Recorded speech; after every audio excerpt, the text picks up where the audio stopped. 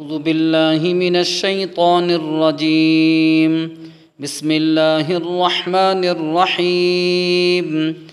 وإذ قال ربك للملائكة إني جاعل في الأرض خليفة قالوا أتجعل فيها من يفسد فيها ويسفك الدماء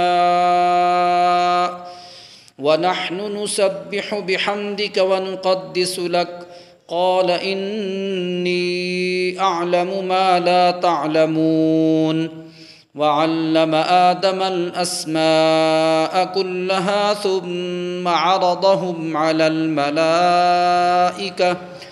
على الملائكة فقال أنبئوني بأسماء هؤلاء إن كنتم صادقين.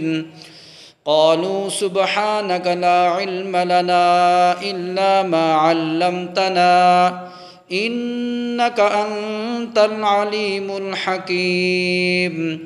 قال يا آدم أنبئهم بأسمائهم فلما أنبأهم بأسمائهم قال ألم أقل لكم إني أعلم غيب السماوات والأرض وأعلم ما تبدون وما كنتم تكتمون. وإذ قلنا للملائكة اسجدوا لآدم فسجدوا إلا إبليس أبى واستكبر وكان من الكافرين. وقلنا يا آدم اسكن أنت وزوجك الجنة وكلا منها رغدا حيث شئتما ولا تقربا هذه الشجرة فتكونا من الظالمين.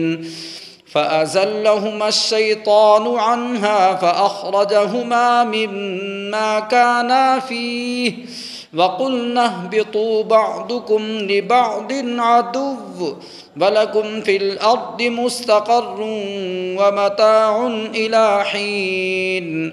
فتلقى آدم من ربه كلمات فتاب عليه إنه هو التواب الرحيم.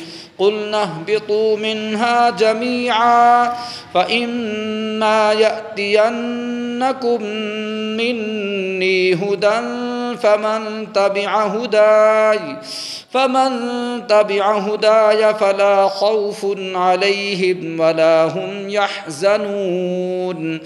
والذين كفروا وكذبوا بآياتنا أولئك أصحاب النار هم فيها خالدون.